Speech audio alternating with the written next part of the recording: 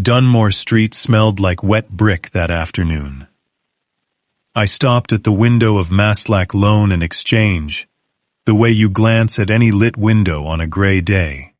Third row from the left, between a class ring and a cracked watch, on a square of green felt, was my wife's engagement ring. The man behind the counter came to the door. He looked at my face, then at the tray, and said it quietly, like he had been waiting for somebody to ask. "Sir, do you want to see the ticket?" He laid it on the glass, and the name across the top was one I had known for 44 years. It was the last mistake they would ever get to make in front of me. My name is Silas Redmond. I was 73 years old the autumn this happened. For 36 years I sat 6 feet from the bench in the Latimer County Courthouse and wrote down every word said there. My wife, Nadine, died the December before any of this started. Before we go any further, tell me in the comments where you are listening from tonight. I read them, all of them, and it means something to me to know who is out there. If this is the kind of story you want more of, hit like and subscribe so I know to keep telling them. To understand what that ticket meant, you have to go back to the spring Nadine started dropping things. It began with a coffee cup. She was standing at the counter in our kitchen, in the house we bought in 1979 for $31,000, and the cup went out of her hand and broke on the linoleum, and she looked at her own fingers like they belonged to a stranger. She was a school nurse for 31 years. She knew what her own hands were supposed to do. She did not cry about the cup. She swept it up, and she said, "Well, that was the ugly one anyway." And I laughed, and we did not talk about it again for 6 weeks. 6 weeks later, she could not turn the key in the front door. It was a nerve disease with a long name that I learned to spell and never learned to say without stopping in the middle. It took her slowly at first, and then all at once, the way weather does. 2.5 years from the coffee cup to the hospital bed, we put in the front room, because she wanted to be where she could see the street. I did the lifting. I did the nights. I learned to grind her pills and to time the doses on a legal pad, ruled into columns. Because a man who spent his life keeping a clean record will keep a clean record of anything, including the last year of his wife's life. She wore that ring for 49 years. I bought it in 1974 from a jeweler on Pratt Avenue for $212, which was 7 weeks of what I made then. Yellow gold, a garnet in the center, 4 small diamonds around it, none of them worth anything on their own. Nadine had it sized twice, once up when she was carrying our son, and once down after the illness took the weight off her. By the end, her hands were so thin, she kept it on a chain around her neck, because it would slide right off if she raised her arm. 11 days before she died, she took the chain off and put the ring in our daughter's hand and closed her fingers over it. Our daughter's name is Wren. She was 42 the year her mother died. She was 44 the autumn I stopped at that window. She has her mother's straight, dark eyebrows and her mother's way of going quiet when she is furious. And she had already been through more than a person her age should have to carry. Her husband, Trent Ashgrove, died 6 years ago on Route 9 when a truck came across the line in the rain. He was 39.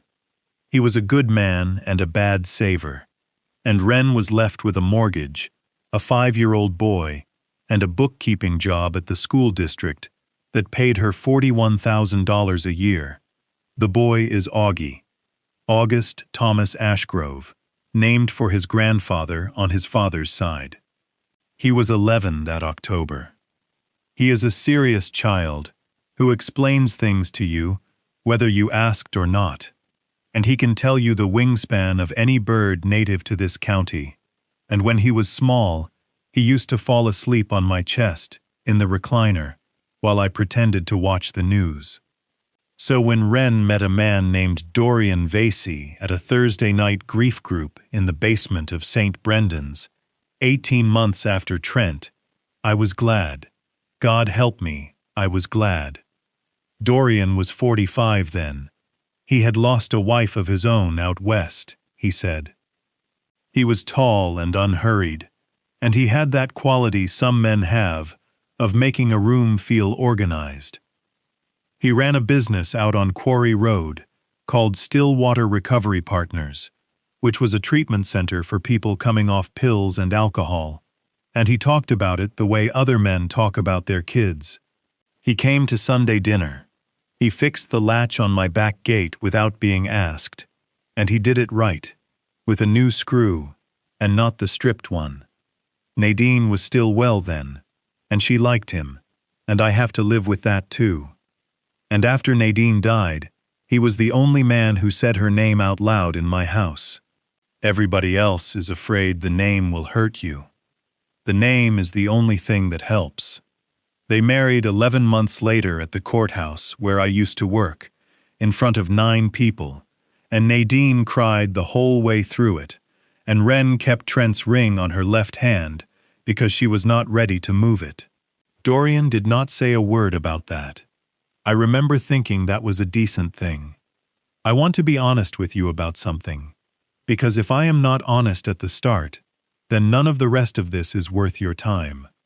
I liked him. I am a man who spent 36 years listening to liars for a living. I sat through 400 and some trials, and I could tell you by the third question which witnesses were building a story and which ones were only remembering one, and I liked him. That is the part I still turn over at 4 in the morning.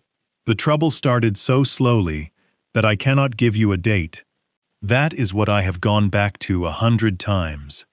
Sitting in that kitchen with the legal pad, trying to build a timeline out of a fog. There is no first day. There is only the accumulation. Wren stopped coming to Sunday dinner in the fall, and there was a reason each time. And each reason was a good one. A migraine, a stomach thing going around, the car. Then she came, and she sat at my table pushing food from one side of the plate to the other, and she had lost weight in her face. The kind of loss that shows in the temples first. I asked if she was sleeping. She said she was sleeping fine. She said it too fast. In January, she called me at 2:10 in the afternoon, and I could hear that she had just woken up. Not tired, woken up.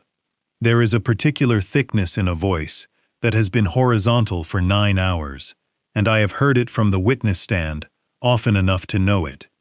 In February, she forgot Augie's dentist appointment, and then she forgot that she had forgotten it. And when I mentioned it, she looked at me with a flat kind of panic and said, "No, that is next week, Dad," and it was not. In March, she came to the house to drop off a casserole dish, and she had a bruise on her cheekbone the color of a plum. She said she had gotten up in the night and walked into the doorframe in the dark. I have gotten up in the night in a dark house for 50 years. I have never once hit the doorframe with my face. Dorian handled all of it. That is the right word. Handled. He would call me the next day, sounding tired and careful, and say things like, "She has been under a lot of strain, Silas," or, "I think the anniversary is getting to her," or, "We are working on it," and I would hang up feeling like a man who had been managed and could not prove it.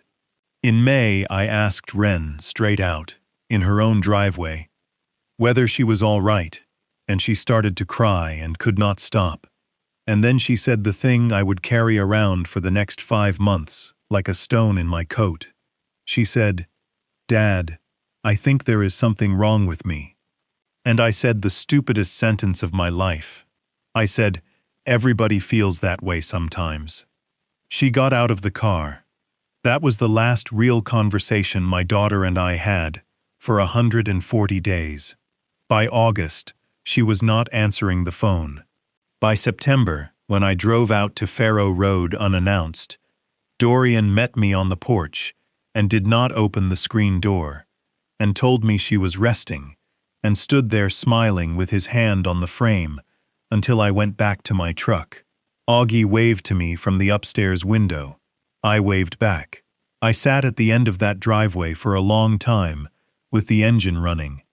And then it was the 2nd of October, and the rain came in, and stayed for a week, and my furnace filters needed changing before the cold, and I walked down Dunmore Street on a Thursday afternoon, because I have walked down Dunmore Street on Thursday afternoons since Lyndon Johnson was president.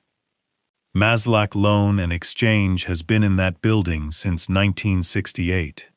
Rudy Maslack's father ran it before him, and Rudy has run it since 1994. And the window has always been the same, 3-tiered trays of jewelry on green felt, guitars hanging on the left, a wall of tools you cannot see from the street. I have never once been inside. I want you to understand that. In 50 years, I had never had a reason. I stopped because there was a light on in the rain, and my eyes went to it. 3rd row from the left, between a Steuben Valley high-class ring and a man's watch with a hairline crack across the crystal, was a yellow gold ring with a garnet in the center and 4 small diamonds around it, and one of the diamonds on the lower right had a chip in the girdle that I had looked at across a breakfast table for 4 decades. I did not think, that looks like Nadine's ring. There was no gap between seeing and knowing. It went into me like a nail. Rudy came to the door because I had been standing there in the rain for the better part of a minute without moving, and I think he thought I was going to fall down. He is 58, built like a barrel, with reading glasses pushed up on a bald head. He looked at my face. Then he looked at the tray, and something moved behind his eyes, and he said, quiet, without any surprise in it at all, "Sir, do you want to see the ticket?" He said it the way a man says a thing he has been rehearsing. The inside of that shop smells like machine oil and old paper. There is a bell on a spring over the door, and a long glass counter with a brass rail along the customer side, worn pale in the middle, where 50 years of elbows have leaned. Rudy went around behind the counter, unlocked the tray from the back, and set the ring in front of me, on a black velvet pad, without me asking him to. I did not pick it up. I want you to know that. Every part of me wanted to close my hand around it and walk out of that building, and I did not do it, because 36 years in a courtroom teaches you exactly one useful reflex. Do not touch the exhibit. Rudy said, "Take your time." The chip in the lower right diamond was there. The engraving inside the band was there, worn down to a shadow, but readable at the right angle. NP, from SR, 6/22/74. Nadine Paul, from Silas Redmond, the 22nd of June, 1974, the day I gave it to her, on the steps of her mother's house in Steuben, with my hands shaking so hard, I dropped the box in the grass. I said, "This is my wife's ring." Rudy said, "I thought it might be something like that." Then he opened a black 3-ring binder, the kind with the metal posts, and turned it around on the counter and slid it toward me, and put his finger on a line, and that was the first time I saw the ticket. Pennsylvania requires a pawnbroker to write it all down. I did not know that on the 2nd of October. I know it now the way I know my own address. Every transaction gets a numbered form, in triplicate. Item description, amount paid, date, time, the seller's full name, address, date of birth, the number off a government photo identification, a signature, and a thumbprint in black ink, in a box the size of a postage stamp in the lower right corner. 1 copy stays in the book. 1 copy goes to the seller. One copy goes to the state police through the county, uploaded within 24 hours. Ticket number 40-8817, dated the 22nd of September, at 11:52 in the morning. Item description, in ballpoint, in block capitals, LDS ring yell gold, red CTR stone, 4 semdia, 14K MK. Amount paid, $80. Seller, Ashgrove, Wren M. Address, 114 Faro Road, Calder Springs, Pennsylvania. Pennsylvania operator license number, 8 digits, and I knew 6 of them by heart, because I had filled out my daughter's college forms in 1999, while she stood over my shoulder, telling me I was doing it wrong. And in the box at the bottom, a signature. Wren M. Ashgrove, in blue ink, in a hand that leaned hard to the right, and next to the signature, a black thumbprint, smudged at the top edge. I stood in that shop, and I read that ticket a dozen times.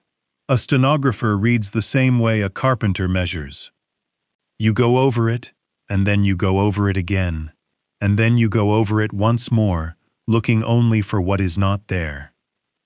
But grief is a fog, and I was standing in the middle of it, and the only thing I could see that afternoon was the number, $80, not the theft, the number. Oh, I want to explain that, because I think it is the thing that separates what happened to me from a story about money. That ring was not worth $800. I knew that. It was worth maybe $500, on a good day, to a man who wanted the gold. It was a garnet, not a ruby, and the diamonds were chips. Nadine used to laugh about it. She used to hold her hand out flat at parties and say, "Look what this man mortgaged his whole life for." Somebody had carried my wife's ring into a building and sold it for $80, and walked out with 4 $20 bills and put them in a pocket, and I could not make the arithmetic of that mean anything. $80 is a tank of gas and a bag of groceries. It is not a reason. If you are desperate enough to sell your dead mother's ring, you are desperate enough to argue about the price, and the ticket said $80 flat, no negotiation, a round number, the number a man writes when nobody on the other side of the counter cares what the number is. I asked Rudy if he had made the offer, or if she had named the price. He thought about it. He said, "She took the first thing I said." He said, "I offered 80 because I did not want it, honestly. I offered 80 to be told no, and that was the first crack." He told me the rest standing there, with the rain going sideways past the window. He said the shop is required to hold an item for 30 days before it can be sold or melted, so the police have a window to match it against theft reports. The ring had gone into the window on the 22nd of September, and it had 19 days left on the hold. He could not sell it to me. He could not give it to me. He could not even take it off the pad and hand it to me to hold. Not until the hold cleared, and not without a police report matching it. Because if it turned out to be stolen, and it had left his building, that was his license. I said, "It is my wife's." He said, "I believe you." He said, "That is not the part I can do anything about." And then Rudy Maslach did the thing that I did not understand for another 4 months, and that I have thought about nearly every day since. He said, "Mr. Redmond, are you going to file a report on this?" I said I did not know. He looked at the binder for a second, and he said, "If it was me, I would think about it before I did." And he took a pen out of the cup and wrote a phone number on the back of a business card and slid it across the glass and said, "If you decide you want to talk about the 22nd of September, you call me." Not the shop line, that one. I asked him why. He said, "Because in 31 years behind this counter, I have watched about 9,000 people sell things they were going to regret, and I know what that looks like." He said, "That is not what I watched on the 22nd of September." I asked him what he meant, and he said something I wrote down in the truck before I turned the key, in shorthand, on the back of the hardware store receipt. Because 36 years of training does not leave you just because your hands are shaking. He said, "She did not look at it. She put it on the counter, face down, and she looked at the door the entire time, and when I gave her the money, she did not count it. Nobody sells their mother's ring without looking at it." Now, I need to say the next part plainly, because I have gotten letters from people who went through something like this, and every one of them says the same thing, and I said it too.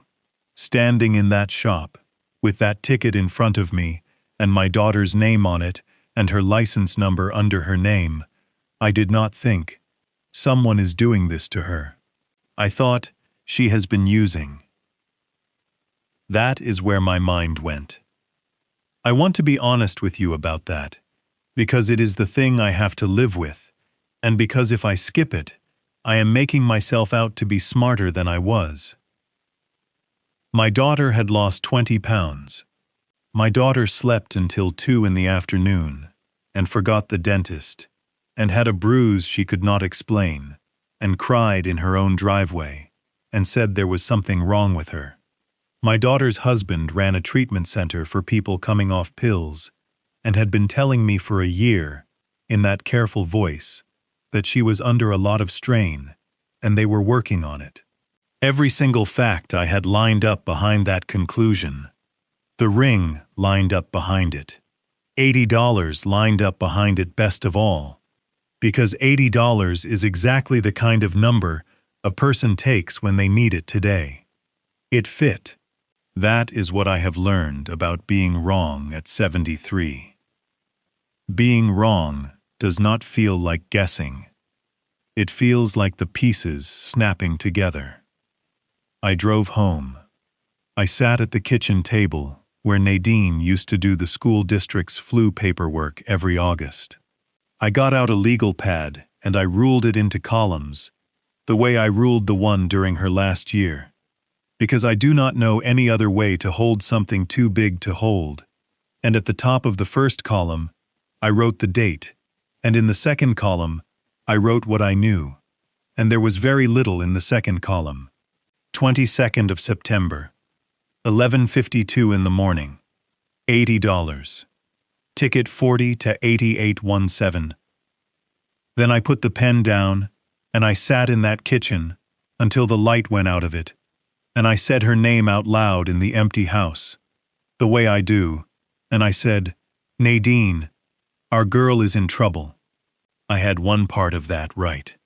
I drove out to Faro Road the next morning at 9 o'clock, which was a calculated hour.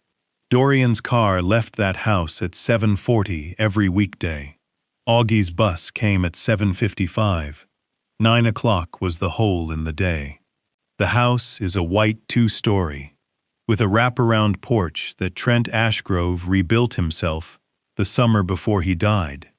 And I noticed on the way up the walk that 2 of the balusters he had turned on a lathe in his own garage were gone, snapped off, and nobody had replaced them.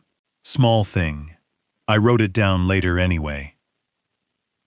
Wren answered the door in a cardigan over a nightshirt at 9 in the morning, and when she saw me, her face did something complicated in about 4 stages. Fear first, then a kind of hunger, then a shudder coming down. She said, "Dad, what are you doing here?" I have had a long time to decide whether I would go about it differently. I would. I would have sat down first. I would have asked her about the boy, and about the porch, and about what she was eating.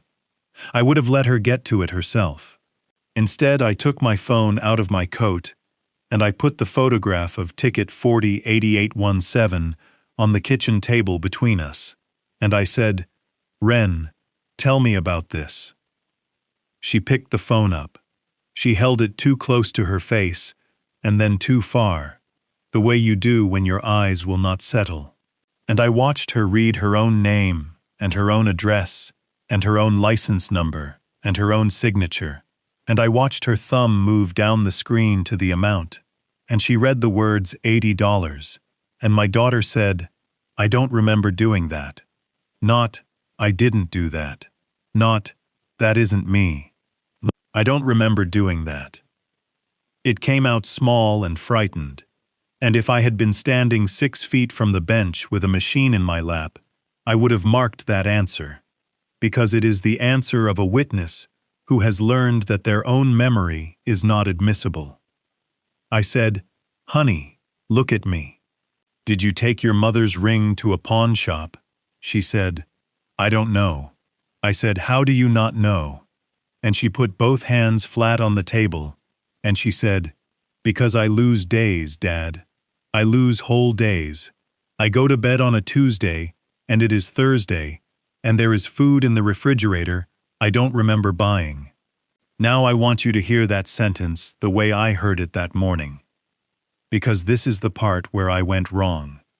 And I went wrong in the most ordinary way a father can. I heard a person describing a blackout. That is what it sounds like. It sounds exactly like that.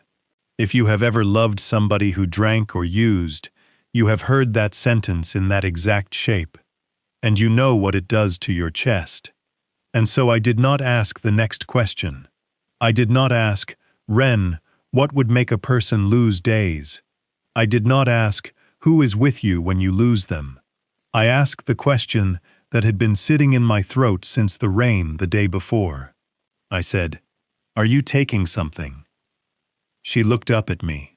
22 months earlier, this same woman had sat with me for 9 hours in my front room, holding her mother's hand while her mother stopped breathing. 22 months earlier, she had washed Nadine's hair in a basin because Nadine hated the smell of the dry shampoo. And now she was looking at me across her own kitchen table while I asked her that, and I watched something in my daughter's face fold up and put itself away. She said, very quietly, "Is that what he told you?" I said, "Is that what he told me?" And that is when the front door opened. Dorian came through the kitchen doorway, still in his coat, with his keys in his hand, at 12 minutes past 9 on a Friday morning, which is not a time a man is home. He did not look surprised. He looked prepared. He said, "Silas, nobody said you were coming by." I said, "Nobody knew." He put the keys in the bowl on the counter. He took his coat off. He did it all slowly, the way you move around a nervous animal. And then he pulled out a chair and sat down at the end of the table between us. And he said, "Ren, sweetheart, why don't you go lie down and let me talk to your father?" And she went. That is what I could not get past that night, and the next night, and for a long time after.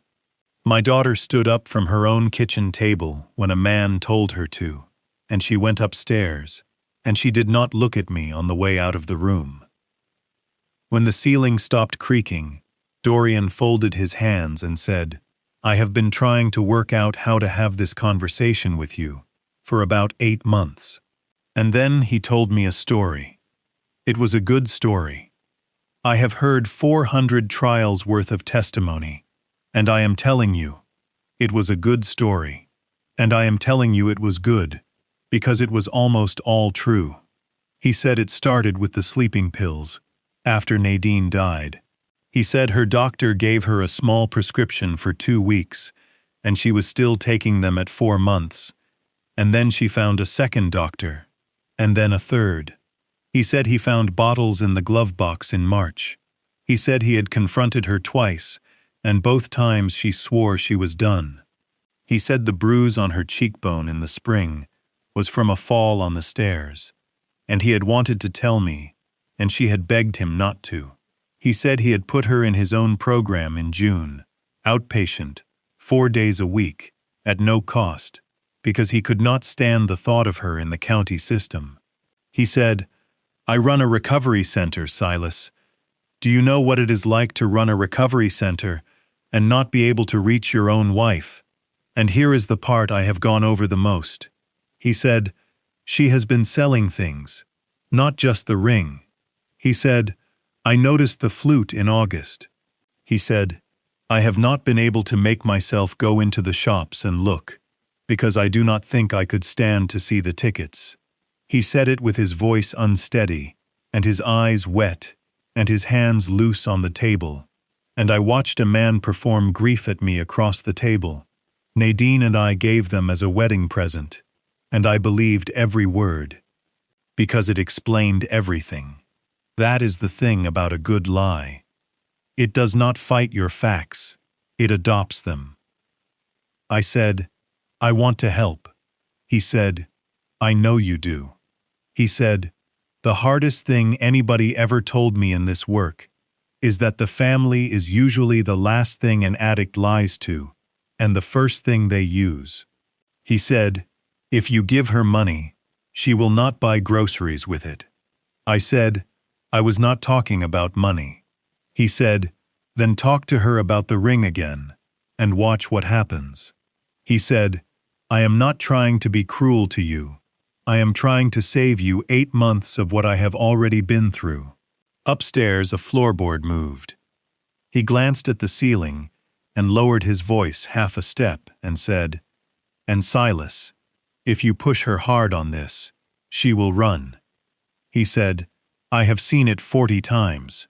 He said, we lose them at the exact moment the family finally understands. I left that house at 10:15.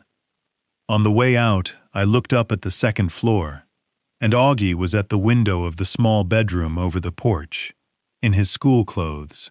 At 10:15, on a Friday morning, when the bus had gone at 7:55, he raised his hand, I raised mine, and I drove home and sat in that kitchen with the legal pad, and I wrote, in the second column, in shorthand, 3 words, I would come back to 100 times. Boy not at school. I did nothing for 19 days. I want that in the record, because people write to me and say they froze, and they are ashamed of it, and I want them to know that a man who spent 36 years writing down other people's disasters froze for 19 days. What I did instead was call my son. Gideon is 47. He is an aircraft mechanic in Tucson, and he has not been back to Pennsylvania since his mother's funeral. He is not a cold man. He is a man who solved the problem of this family by moving 2,000 miles from it, which is a solution, if you can get it. I told him about the ring. I told him about the $80. I told him that his sister said she lost days. Gideon said, Dad. I said, I know. He said, Dad, that is what they say. He said it kindly. That is what made it land. He said he had a guy at the shop, 26 years old, best hands he ever hired, and the guy had lost a truck and a girlfriend, and his tools, and every one of those was a story about a cousin borrowing something. He said, the story is always somebody else. He said, if Dorian is putting her in a program for free, that is more than most people get. I said, she went upstairs when he told her to. And my son said, she is embarrassed, Dad. You caught her. I hung up and sat there, and I thought, both of my children believe I am the last person to understand what is happening in my own family, and maybe I am. For 19 days I went to the grocery store, and I changed the furnace filters, and I read the ticket in my pocket at the kitchen table at night. I called Wren twice. The first time she said she could not talk. The second time the phone rang out, and Dorian called me back within 3 minutes to say she was resting, which is a very short time for a man to notice that a phone has rung in another room. On the 12th day, I did the thing I am not proud of. I drove out to Faro Road at 4 in the afternoon, and I parked at the end of the road by the culvert, where you can see the driveway through the hedge. And I sat there for 2 hours and 40 minutes, like a man in a bad movie. Nobody came. Nobody left. At 6:20, the upstairs light came on, and at 6:55 it went off again, and I drove home feeling like something I did not want to be. On the 23rd of October, the day after the hold-on ticket 40-88117 expired, I went back to Dunmore Street to buy my wife's ring. Rudy had it in an envelope behind the counter before I got to the rail. He said, "I pulled it out of the window the afternoon you stood out there in the rain." I said, "You were not supposed to be able to do that." He said, "I was not supposed to sell it. Nothing says I have to display it." I put 4 $20 bills on the glass. He looked at them for a second, and then he said, "No." He said, "That is not how this goes." He said, "You are not buying your wife's ring from me for the price of a bad Friday." I said, "Rudy, I will not take charity out of a pawn shop." He said, "Then take it as a receipt." And he put the ring in my hand and closed my fingers over it, exactly the way Nadine had closed our daughter's fingers over it, 11 days before she died, which he could not have known, and which nearly took my legs out from under me, right there at the rail. And then he said, "While you are here, there is something I should probably tell you." He said a woman had come into the shop on the 1st of October, the day before I stopped at the window. Not to sell, not to buy. She had come in, walked the trays, and asked him whether anybody had been in asking about the ring with the red stone. I said, "Describe her." He said, 30, maybe 33, small, dark hair pulled back tight, good coat. He said, "She had a way of standing like she was in a hurry that had nothing to do with me."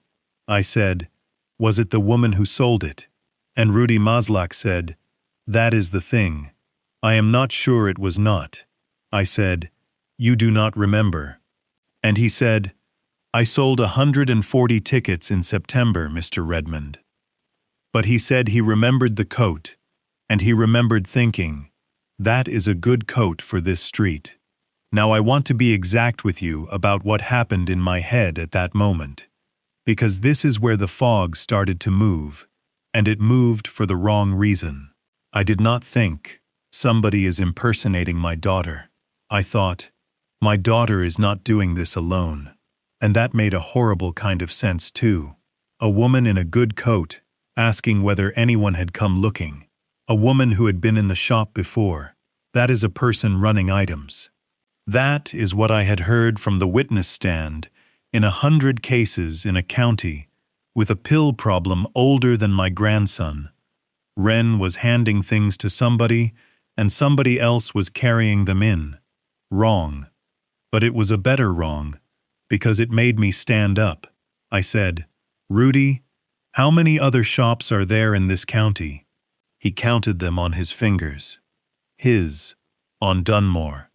2 in Steuben, 1 on Market, and 1 out by the interstate, 1 in Hazleton, 1 in Warwick that is mostly guns. 6, I said, and every one of them writes a ticket like yours. He said, "Every one of them, by law." I said, "Will they show me?" And Rudy laughed, 1 syllable, without any humor in it at all. He said, "No."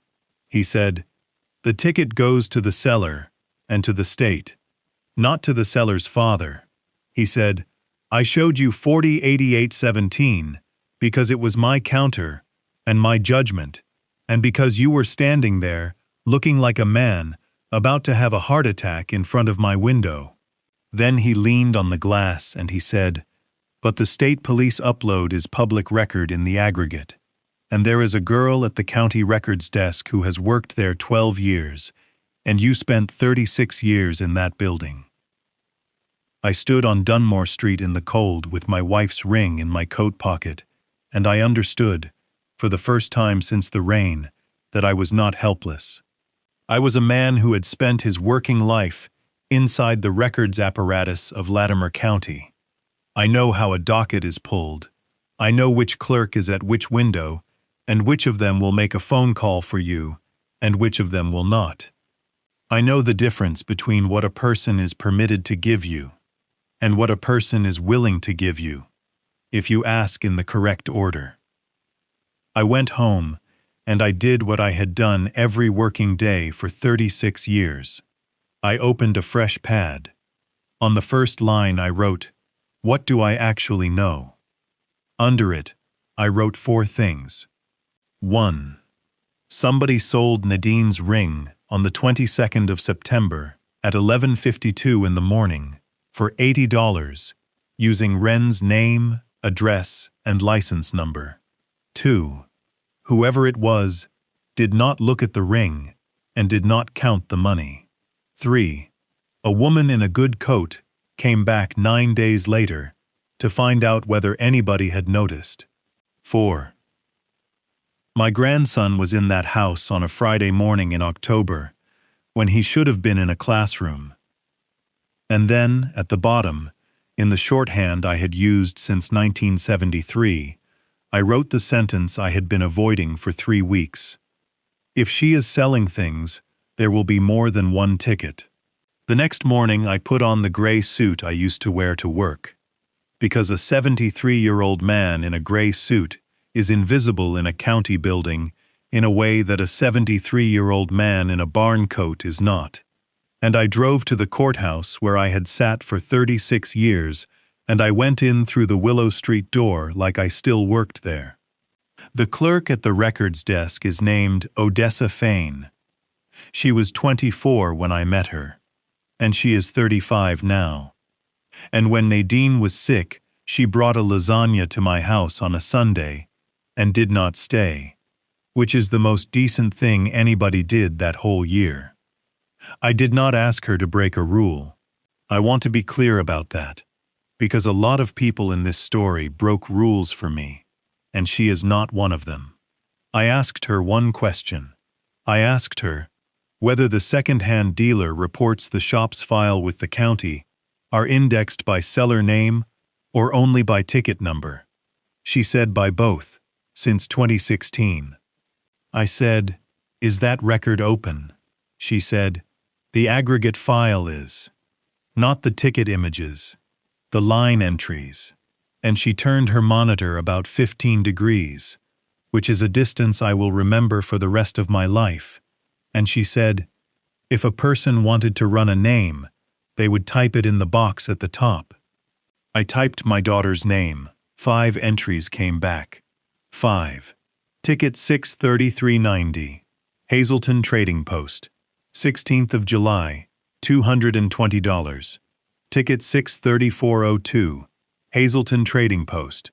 24th of July, $60. Ticket 22-1194. Steuben Coin and Pawn. Market Street. 11th of August, $110. Ticket 22-1257. Steuben Coin and Pawn. Market Street. 29th of August, $45. Ticket 40-8817. Maslack Loan and Exchange. Dunmore Street. 22nd of September, $80. 5 sales, 3 shops, 68 days, $515. And the descriptions came with the line entries, because the description is part of the report the shop files.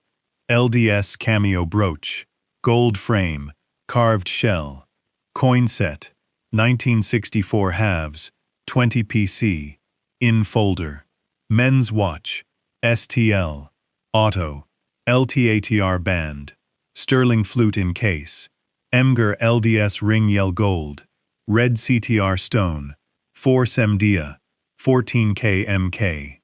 I stood at that counter and read those 5 lines, and I knew every one of those objects. The flute was Augie's, silver plate, not sterling, whatever the ticket said, rented from the school, and then bought outright for $240 when he made district band in the 5th grade. It had his initials scratched inside the case lid with a compass point. The cameo was Nadine's grandmother's, out of Trieste, the only thing that came across with the family in 1911. The watch was Trent Ashgrove's, the one he was not wearing on Route 9 because he had left it on the dresser that morning, and Wren had kept it in a sock drawer for 6 years and had shown it to me once and put it right back. The coin set was mine. 20 Kennedy halves in a blue cardboard folder that my father gave me in 1965 and that I gave to my grandson on his 9th birthday because he had gotten interested in presidents. And the ring. Somebody had gone through that house and taken the 4 objects that could not be replaced and one that could, and carried them out one at a time across 10 weeks and gotten $515 for all of it. I did not cry at the records counter. I did that later, in the truck, in the parking garage on the 2nd level, with my hands at 10 and 2. Then I drove home and printed the 5-line entries at the library because I do not own a printer, and I laid them out on my kitchen table in date order, and I sat down in front of them, and I did the only thing I have ever been any good at. I read them as language. Here is what 36 years of taking dictation does to a man. It ruins you for content. You stop hearing what people mean, and you start hearing how they build it. Every human being on earth has a pattern, and the pattern is in the small structural choices they do not know they are making, where they put the qualifier, whether they say approximately or about, whether they abbreviate the first time or the third. I could tell you which of 4 assistant district attorneys had written a motion from the punctuation alone, and I never once had to look at the signature block. Those 5 descriptions were written by one person. 3 different shops, 3 different counters, 3 different clerks holding 3 different pens, in July and August and September, 41 miles apart, and every single one of them used the same abbreviation for ladies, LDS, capitalized, no period. 2 of them used STL for steel, and 1 used sterling, spelled out in full, and both of those are shop habits, and shop habits do not travel between shops. Every one of them put the material before the color. Every one of them used a comma before the last element, where a person writing naturally would have used the word and all 5 of them described the item and then stopped. Not one of them said what it was for, or where it came from, or whose it had been, and I have since stood in Rudy's shop for an hour and listened to what people say at that counter, and what people say at that counter is a story. My grandfather's, my husband's, it was my mother's. Is it worth anything? 5 tickets, not one story. The clerks write down what the seller tells them. When the seller says the same thing 5 times, in the same order, with the same clipped shape, the clerks write the same line 5 times. Somebody had a script. I sat back in that chair, in that kitchen, at 9:40 at night, and my hands started to shake, and it was not grief that time, because a person selling their own family's belongings does not have a script. A person selling their own family's belongings has a story and a wound, and they cannot stop talking about it. A script is what you write down when you are going to have to say a thing more than once, in more than one building, and you cannot afford to say it differently the second time. I got up and I walked around my own kitchen table 3 times. Then I sat back down, and I made myself write the next line, and the next line was the one I did not want. It is still her name on all 5. Because that was the wall. It did not matter what I heard in the phrasing. 5 tickets carried my daughter's name, her address, her license number, and her signature. And in the eyes of any police officer in this county, that is not a mystery. That is a case that closes itself. So on the 9th of November, I did something I had put off my whole life. I hired a lawyer. Tova Chrisman practices out of a converted dental office on Bridge Street, with a hygienist sink still in the corner of the conference room, and a filing cabinet holding up one end of the table. She is 61. She wears the same 3 cardigans. She has never in her life been in a glass tower, and she once handled a right-of-way dispute over a hedge for 14 months, for $900, because she said the old man on the losing end was correct. She read the 5-line entries.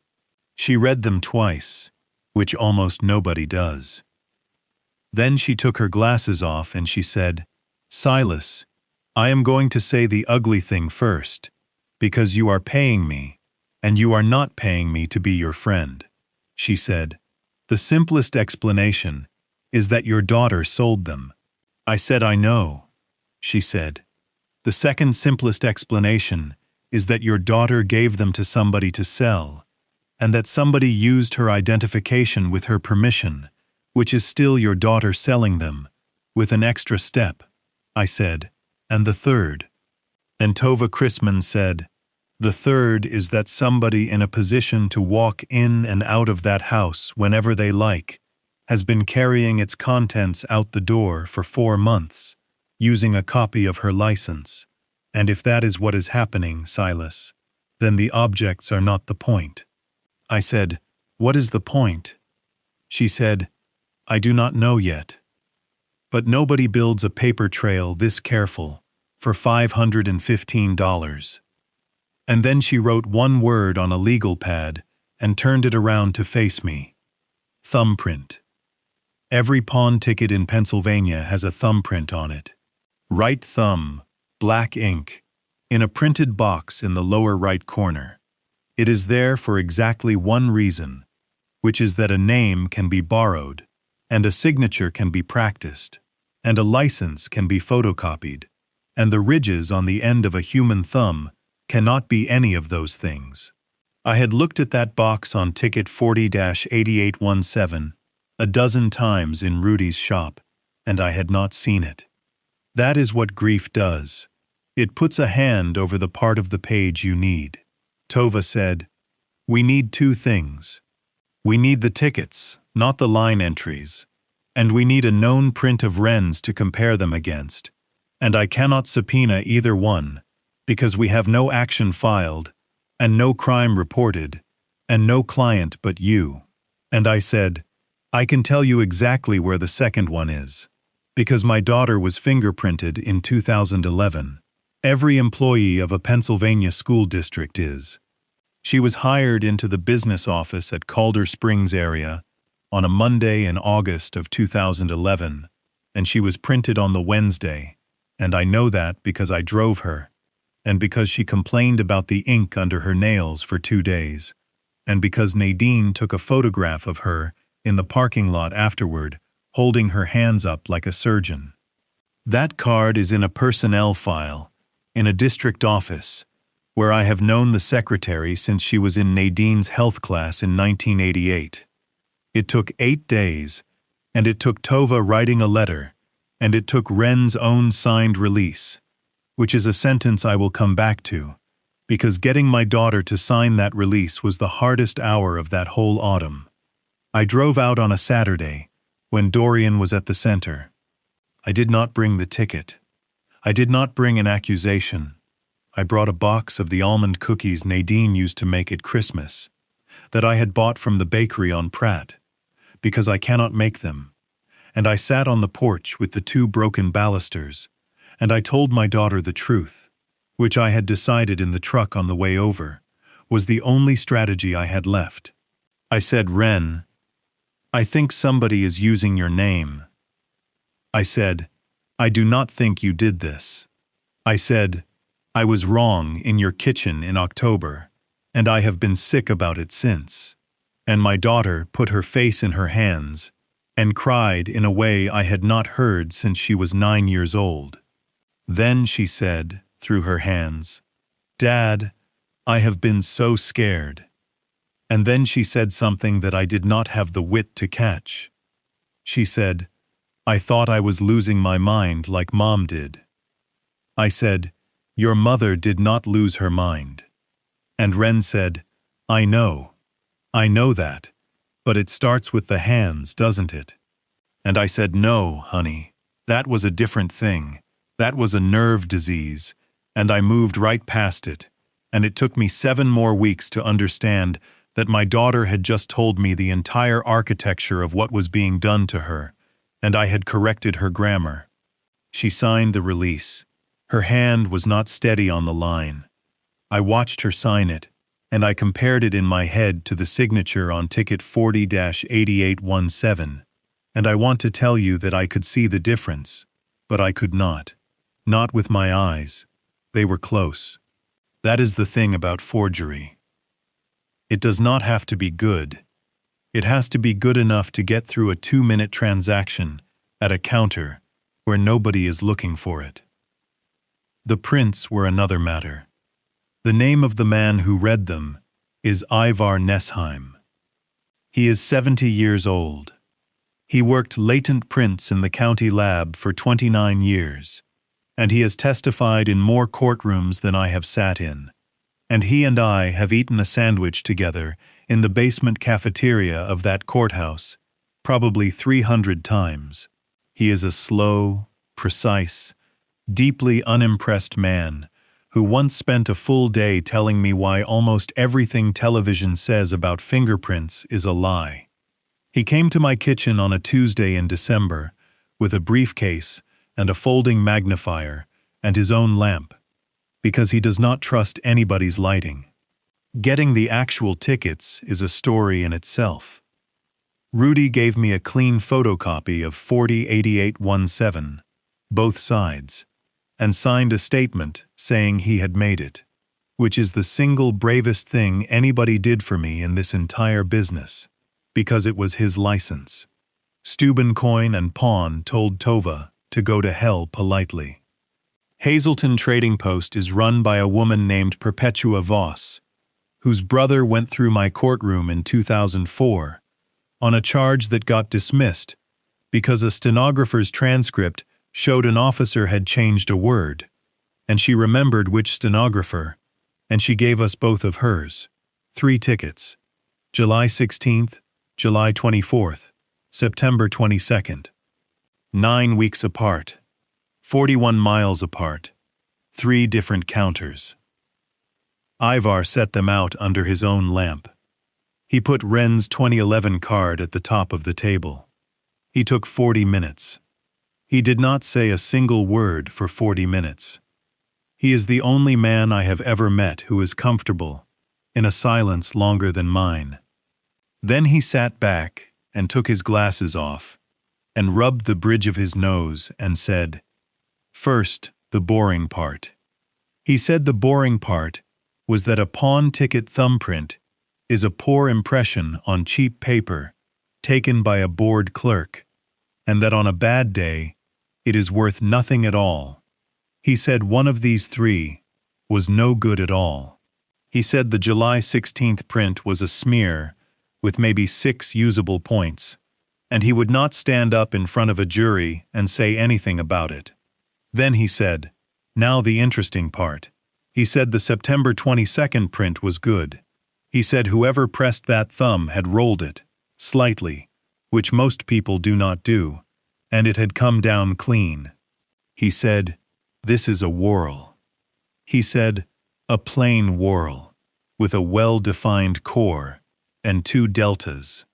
And then he turned Ren's 2011 card around and pushed it across my kitchen table, under the lamp, and put the magnifier over the right thumb box, and said, look at that. It was a loop, a plain loop, sloping the other way. And even I could see it, because a whorl looks like a fingerprint on television, and a loop looks like a thumbprint drawn by somebody in a hurry. Ivar said, you do not need me for this one, Silas. He said, these are not the same pattern type. He said, a pattern type does not change. Not with age, not with weight, not with anything short of taking the skin off.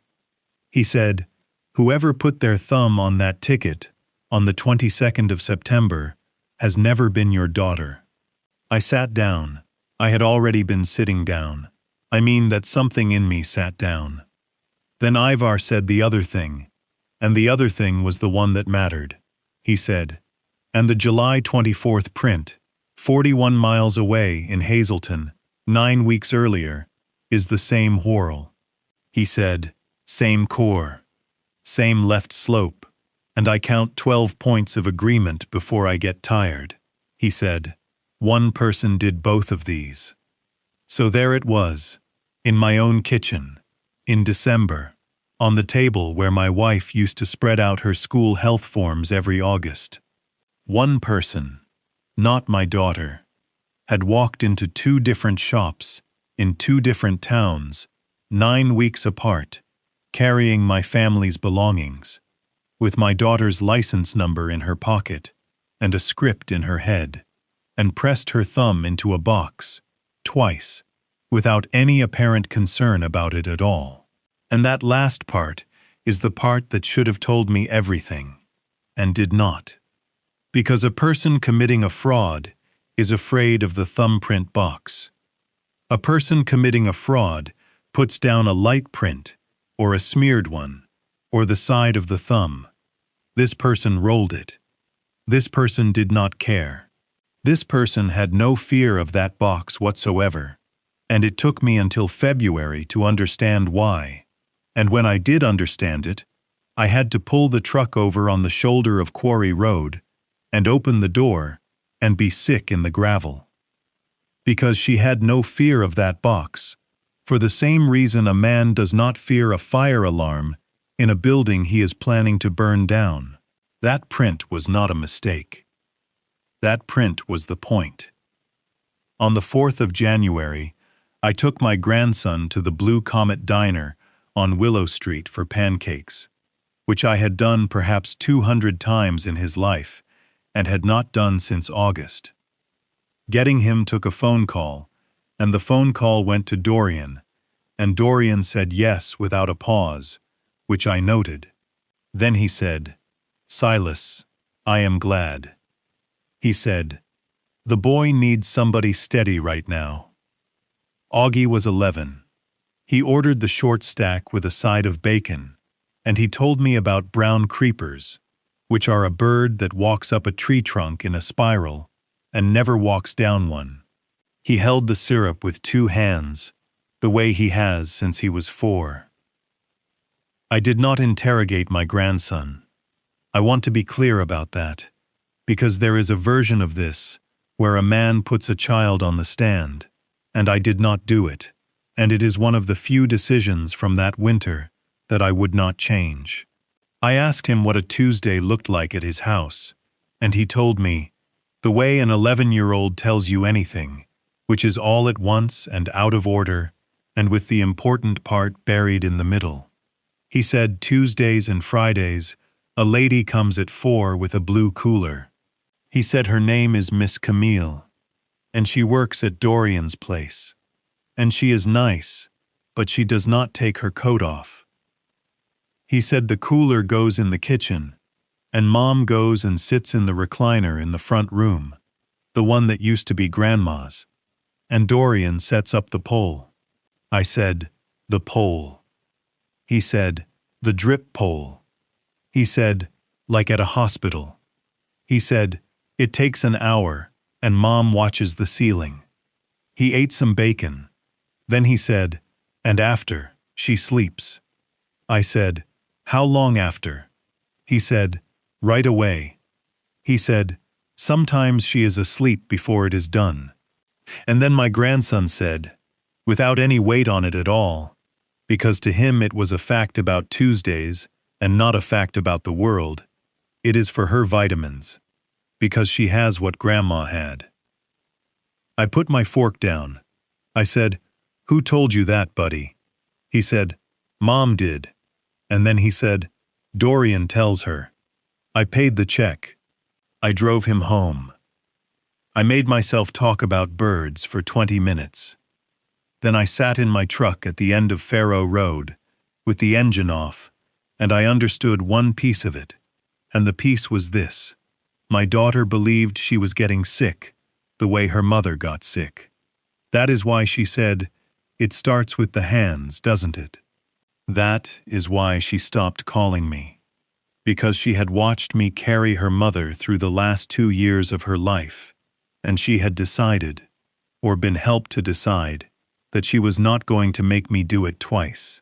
He had used Nadine's death as a wall between me and my own child. That was the first time in that whole winter that I felt something other than fear, and I am not going to dress up what it was. It was rage, and it was clean and cold, and it sat in me like a swallowed stone, and I want to say to anybody listening who is in the middle of something like this, that feeling is not your enemy. It is fuel.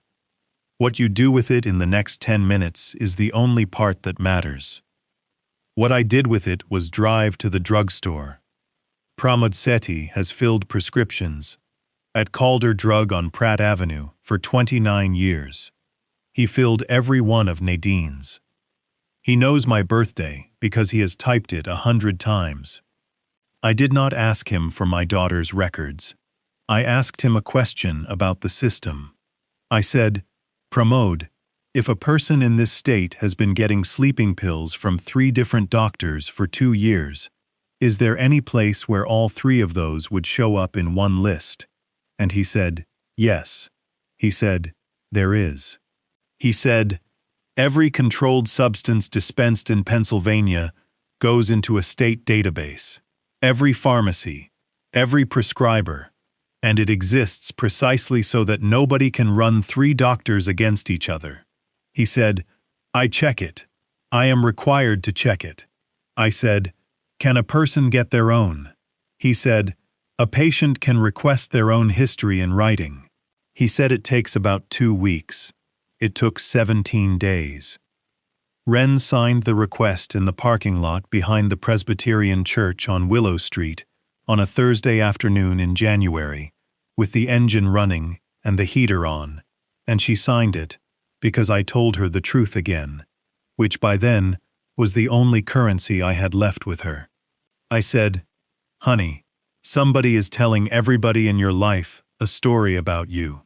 I said, "I want to find out whether the story is true, and if it is true, I will still be your father on Saturday, and if it is not true, I am going to take it apart." She said, "And if it is true?" I said, "Then we will go get you help that is not his." My daughter looked at me for a long moment, and then she said, in a voice I had not heard out of her in 2 years, "All right, Dad." The envelope came to my house on the 11th of February, because I had put my address on the form. I opened it at the kitchen table, with the legal pad squared up beside it, and a pen in my hand, ready to write down the names of 3 doctors. The report was 1 page. It covered 24 months. It listed, in its entirety, 1 prescription. Zolpidem, 10 milligrams, quantity 14, dispensed the 2nd of March, 3 months after her mother's funeral, prescribed by Dr. Alma Brenner, who is Wren's family doctor, and had been Nadine's, and dispensed at Calder Drug by Pramod Sethi. 14 tablets, 2 weeks. Never refilled. Nothing else. Not 1 line. For 24 months. I read that page for a long time. No second doctor. No third doctor. No pill mill in Steuben. No clinic over the state line. No escalating quantities. No early refills. No overlapping prescribers. The entire story Dorian Vasey had told me across his kitchen table in October. The story that had made every other fact in my life snap into place. The story my own son had confirmed for me from 2,000 miles away was not merely unproven. It had a document that said it never happened. And then I sat there, and I felt the floor tilt. because if that page was true, then everything I had spent 4 months explaining to myself became a different thing. My daughter had lost 20 pounds. My daughter slept 14 hours and woke up thick-tongued at 2 in the afternoon. My daughter forgot the dentist and lost whole days and had a bruise on her cheekbone and could not hold a pen steady on a signature line. And my daughter had no pills. I said it out loud in that kitchen. I said, "She is not taking anything." And the room was quiet, and the furnace came on, and I heard myself say the second half of it, and my voice did not sound like my voice. Somebody is giving it to her. An hour every Tuesday and every Friday, in her own mother's recliner, in her own front room, with an 11-year-old boy doing his homework at the kitchen table 20 feet away. A pole, a line, a bag, her vitamins. I got up, and I walked to the sink, and I held onto it. Everything reorganized itself in about 90 seconds, and it reorganized the way a transcript does when you find the one place where a witness changed a tense. All of it had been backwards.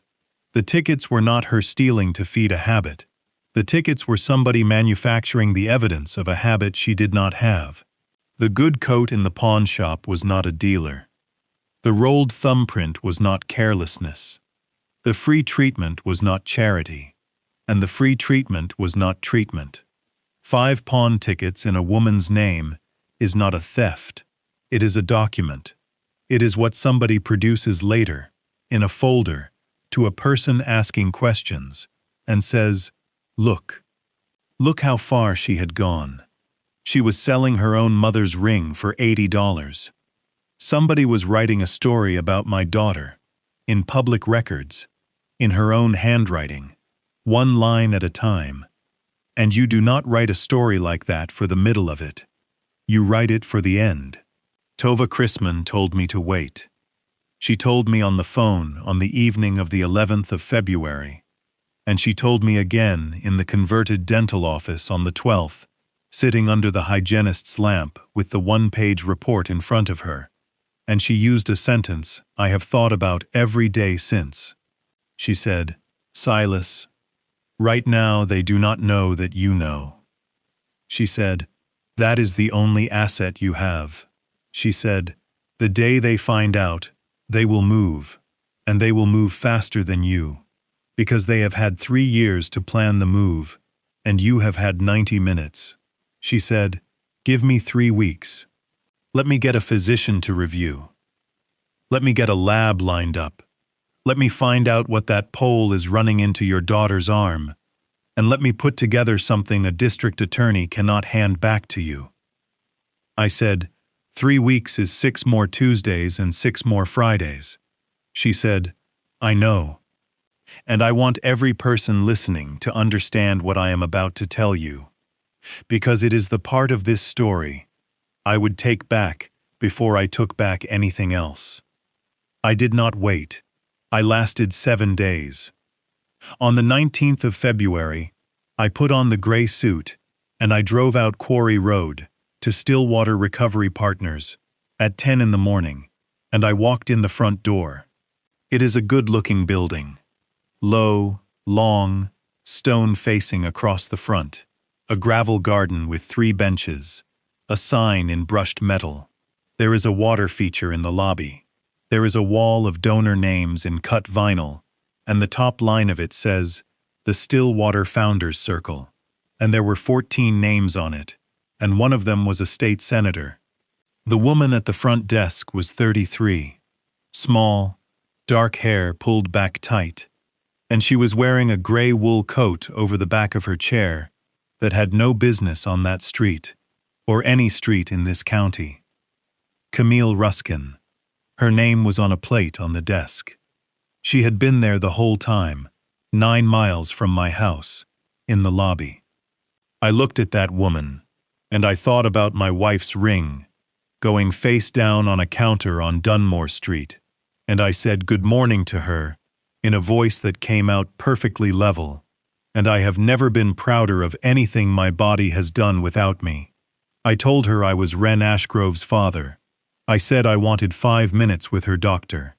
20 minutes later, I was in an office with Dr. Ferris Bledsoe, the medical director, who is 52 and soft-spoken and has a wall of framed things, and who never once, in 10 minutes, looked me in the eye for longer than a second and a half. I asked him what was in the infusions my daughter received twice a week. He said he could not discuss a patient's care with a family member. I said, "She is my daughter." He said, "She is an adult." I said, "Then answer a general question." I said, "Does this facility administer intravenous therapy in a private residence, off-site, delivered by an office manager in a cooler?" And Dr. Ferris Bledsoe's face did a thing that I have watched from 6 feet away in a courtroom probably 1,000 times, and that I would know in the dark, and that has no name. It is the half-second before a man decides which answer he is going to give. He said, "I think we should have this conversation with Dorian present." I stood up. And then, because I was 73 years old, and because I had a page in my coat pocket that said my daughter had not had a prescription in 2 years, and because I had run out of the patients I spent my whole life being known for, I said the worst sentence of the entire winter. I said, "Doctor, I have her prescription monitoring history, 24 months, 1 line on it. You might want to think about which side of this you were on." Then I walked out through the lobby, past the woman in the good coat, and I got in my truck, and I felt like a man who had finally done something. What I had done was start the clock. 48 hours. That is all it took them. On Saturday the 21st, at 4 in the afternoon, a Latimer County deputy came up my walk with a folder and served me with a temporary protection order. Wren Marie Ashgrove, petitioner. Silas Redmond, respondent. The petition said that I had appeared at her residence, uninvited, on multiple occasions. It said I had sat in a parked vehicle at the end of her road for 2 hours and 40 minutes on the 15th of October, which was true, and which nobody but the person who had watched me do it could have known to the minute. It said I had obtained her confidential medical records under false pretenses. It said I had been observed photographing her son at a restaurant. It said that in her judgment, I had been showing signs of confusion and fixation since the death of my wife. It ordered me to have no contact with Wren Marie Ashgrove or the minor child August Thomas Ashgrove, and to remain 500 feet from the residence at 114 Faro Road and from Calder Springs Middle School. And at the bottom of the last page, on the signature line, was my daughter's handwriting. I sat down on my own front steps in February, with that folder open on my knees, and I read her name 4 times. 3 hours later my phone rang, and it was Rudy Maslach, and Rudy Maslach's voice was wrong. Somebody had gone through the back door of Maslach Loan and Exchange between midnight and 4 in the morning. They had not touched the guitars. They had not touched the tool wall. And they had not touched the case with the gold in it, which is the first thing anyone takes. They had taken the 4-camera hard drives out of the closet in the back, and they had taken the September ticket book off the shelf in the office, all 300 pages of it, and left the August book and the October book sitting right beside it. Rudy said, "Silas." They knew which one. On Monday the 23rd, Tova's office got a letter by courier from a firm in Harrisburg. It said that Mr. Redmond had been engaged in a pattern of harassment. It said that Mr. Redmond had solicited confidential records from at least 2 institutions. It said that the family had, with great reluctance, begun consulting counsel regarding a petition for guardianship of Mr. Redmond's own person and estate, given the concerns raised about his capacity following his bereavement. They were going to have me declared incompetent. And on Tuesday the 24th, at 9:10 in the morning, an ambulance that was not an emergency ambulance pulled up at 114 Faro Road, and my daughter was moved into the residential wing at Stillwater Recovery Partners, voluntarily, on assigned admission, for what the paperwork called stabilization, the one place on this earth I was forbidden to go. Augie went to his father's sister in Erie. I found that out from the school secretary in a 2-sentence phone call that she was not supposed to make. And on Wednesday the 25th, an infusion nurse named Neve Okonjo, 29 years old, who I had never met, who had worked at Stillwater for 3 years, was suspended pending review for a documentation irregularity. That was the week I lost. I lost the ring evidence, because the September book was gone, and Rudy's copy was a photocopy, without a chain of custody, and his cameras were wiped. I lost my daughter, because she was inside a building I could not enter. I lost my grandson, because he was 200 miles away. I lost my own standing, because there was now a court paper on file in my county saying I was a confused old man fixated on a dead woman. And I had lost all of it in 6 days, and I had lost it because I could not sit still for 3 weeks. I sat in that kitchen on the night of the 25th of February, with the legal pad in front of me, and I did not write anything on it for about 2 hours. Then I picked up the phone and called Tova Chrisman at home, which I had never done, and when she answered I said, "I am going to say this once, and then we will not discuss it again."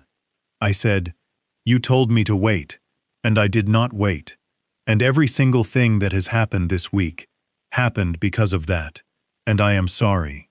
And Tova said, "All right." Then she said, "Now stop." She said, "Listen to me, because I am about to tell you the only good news in this." She said, "Silas, they did not do this because you are dangerous. They did this because you are close." She said, "Nobody spends this kind of money and this kind of risk in 6 days on a harmless old man." She said, "And they made a mistake." I said, "What mistake?" She said, "They suspended a nurse." Neve Okonjo came to the converted dental office on Bridge Street on the 2nd of March at 7 in the evening, after dark, and parked around the back. She is 29.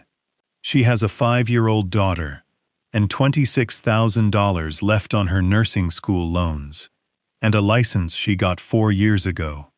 And she sat down in that room, with her coat still buttoned, and said, "Before anything else, if I lose my license for this, I want you to know, I knew that when I drove over here." Tova said, "Then let us try not to let that happen." Neve had run the infusion room at Stillwater since 2023. Her job was straightforward. A physician writes an order. The order goes to the pharmacy. The pharmacy compounds the bag. The bag comes with a label that carries the patient name, the contents, the concentration, the volume, the time, and the initials of the pharmacist who made it. The nurse checks the label against the order and against the patient's armband, and she signs, and the signature is the whole point of the job. She said, "For about 40 of our patients, that is exactly how it works." Then she said, "And then there was the other list. There were 6 patients," she said, on what the schedule called nutrient support. Their bags did not come from the pharmacy. Their bags came pre-mixed, in a cooler, from the administrative office, delivered by Camille Ruskin, some of them to my infusion room, some of them out to houses in that cooler, with a label printed on the office printer, patient name, the words nutrient support, a volume, and the initials FB. No concentration, no pharmacist. She said, "I raised it in November of the first year." She said, "I put it in writing, and she took out a folded piece of paper and put it on the table, and it was a printout of an internal email she had sent on the 9th of November, 1 year and 4 months before that night, to Dr. Ferris Bledsoe, with a copy to Dorian Vasey. 4 sentences. She had asked for the compounding records for the nutrient support bags so she could chart them properly.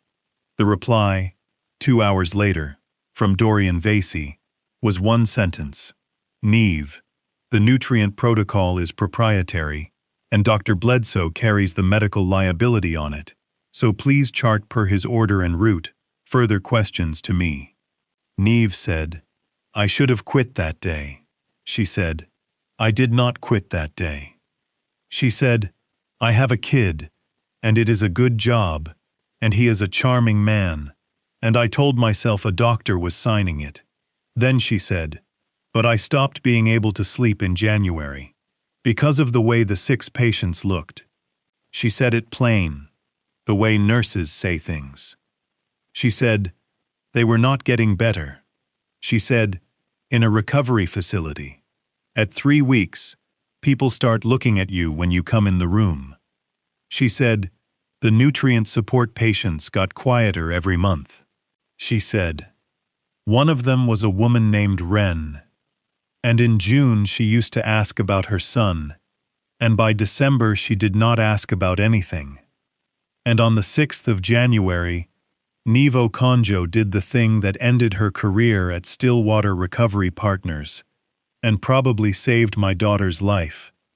She peeled the label off an empty bag before it went in the sharps bin, and she stuck it to the inside back page of her own pocket notebook, and she took a photograph of the bag and the pole and the timestamp on the pump. And then she did something better, because she is thorough in the way that hospital people are thorough. She wrote down the lot number printed along the bottom edge of the bag itself, under the office label, where whoever printed the office label had not thought to look, a pharmacy lot number, which traces to a compounding pharmacy, which keeps records by law. Tova put her hand flat on the table and did not say anything for about 4 seconds. And I have known her long enough now to tell you that is what she does instead of shouting. Then she said, Neve, I need to ask you the hard one. She said, are you willing to say all of this on the record, with your name on it, in front of people who will spend a year trying to take you apart? And Neve Okonjo said, ask me again in a week. That was not a yes. I knew it was not a yes. Tova knew it too. We let it be what it was, because a person who has already risked everything to sit in a room with you is allowed a week. The lot number went out on the 3rd of March. What came back on the 10th took the last of the fog out of the air. The compounding pharmacy was a small operation, 2 counties over, that fills for about 30 clinics. Under a records request, they produced the order behind that lot, signed by Ferris Bledsoe, MD. It was not a vitamin. It was a sedative in the benzodiazepine family, in a saline base, in a volume, and at a strength intended for procedural use, in a monitored setting, ordered under a standing protocol for 6 patients by name, twice weekly, for periods running from 7 months to 26 months, 26 months for one of them. My daughter's name was on the list. Her start date was the 14th of December of the year her mother died, 9 days after we buried Nadine. I have had a lot of time to think about the arithmetic of that. 9 days. He sat in the second pew at my wife's funeral, with his hand between my daughter's shoulder blades, and 9 days later he started. There was one more thing in the records, and Tova found it on the 11th of March, and it is the thing that turned this from a crime into a countdown.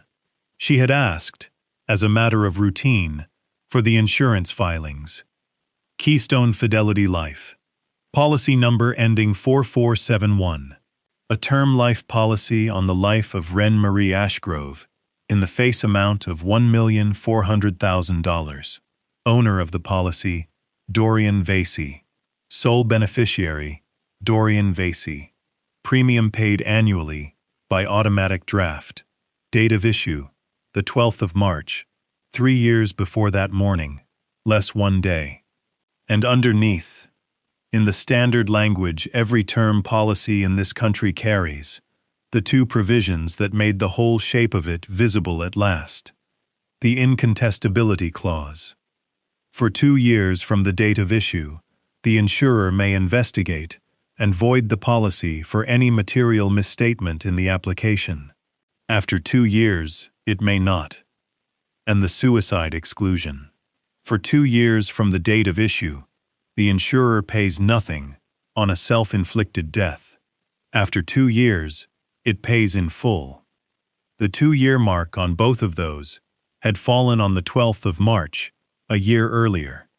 That date was already behind us, which meant that for very nearly a year, my daughter had been worth $1,400,000, dead, by her own hand, with no questions asked, to a man who was putting a needle in her arm twice a week.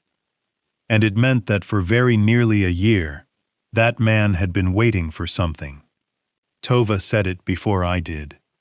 She said, "Why did he wait?" And I sat in that room, and I put the pieces on the table in front of me, the way I had put the 5 printouts on my kitchen table in November, and I read them as language, and there it was. He was waiting for the story to be finished. 5 pawn tickets. 26 months of chart notes in a treatment file, written by a doctor, saying that this woman was in recovery and relapsing.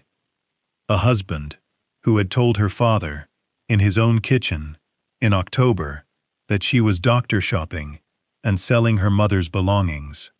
A father driven off with a court order and marked as confused.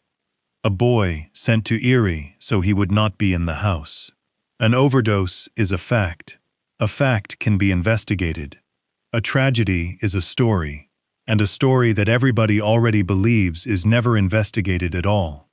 And on the 12th of March, Tova Chrisman turned her computer around on the desk and showed me the events page on Stillwater Recovery Partners' website, and there was a photograph of the new building going up behind the stone one, and a date, the Stillwater Founders Circle dinner. Saturday, the 21st of March, 6 o'clock, at the center. 140 guests confirmed. Ribbon cutting for the new residential wing. And in the second paragraph, a line about how the evening's honoree would be recognized for his service to families in recovery.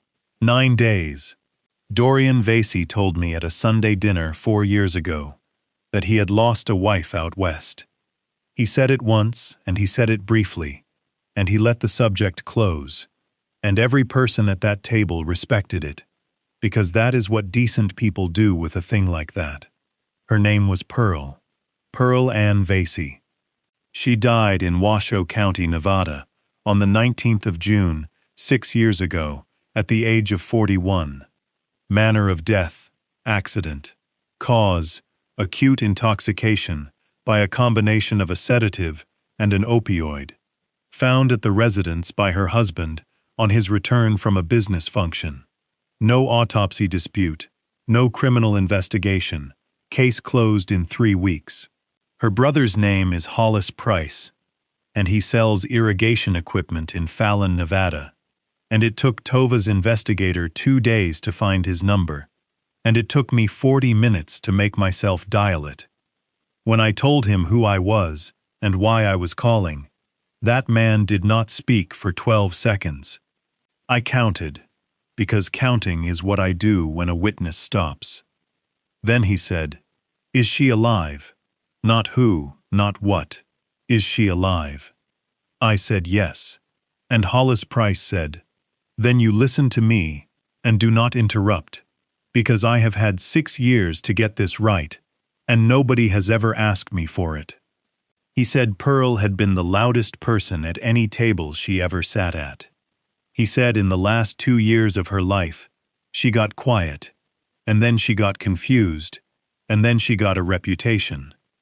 He said her husband told the family she was drinking, and there were receipts for it, liquor store receipts, dozens, in her name, on her card. He said Pearl swore to him on their mother's grave that she had not had a drink since she was 30. He said, and I did not believe her. He said, that is what I have to carry. Then he said, and there was a woman at his office who did everything for them, ran the errands, did the shopping, drove Pearl to appointments. He said the family thought she was a saint. I said, do you remember her name? He said, Camille something. He said, she came out from Pennsylvania with him. I sat down on the arm of my recliner. Hollis Price said one more thing before we hung up. He said, Mister, when it happened, I got a phone call from him at 4 a.m, and he was crying so hard I could not understand him, and I stood in my own kitchen and cried with him for 20 minutes. He said, I want you to know that going in, he said, he is very good at it. On the 13th of March, I took everything to the County Detective Bureau. Detective Yusuf Barrow is 45 and has a caseload that would flatten a horse, and he gave me an hour and 10 minutes, which for a man in that building is an act of generosity. He read every page. He is not a fool, and he is not lazy. And I want to be fair to him, because a lot of these stories end with the police being useless, and that is not what happened. What happened is that he closed the folder and said, Mr. Redmond, I believe you, and then he told me what he had. He said the compounding order is a medical practice question, and a doctor's signature on a standing protocol is a licensing board matter before it is a criminal one, and the board takes 8 to 14 months. He said the nurse is suspended, which counsel for Stillwater will use to say she is a disgruntled former employee, and she has not signed anything. He said the pawn tickets are a fraud case, but the September book is stolen, and the shop cameras are wiped, and his best print is on a photocopy. He said the insurance policy is not a crime. He said the Nevada death is closed and out of his jurisdiction, and 6 years old. And then he said, the thing I had known he was going to say since I walked in. He said, and there is an active protection order on file, in this county, naming you, sir, and a letter from a Harrisburg firm on my desk about your capacity, and the first thing any defense lawyer will do is put your name in front of a jury before he puts theirs. He said, if I take this to the district attorney today, he does not charge it. He said, and the day I ask my first question out loud, they know, and whatever they were going to do, they do it that week.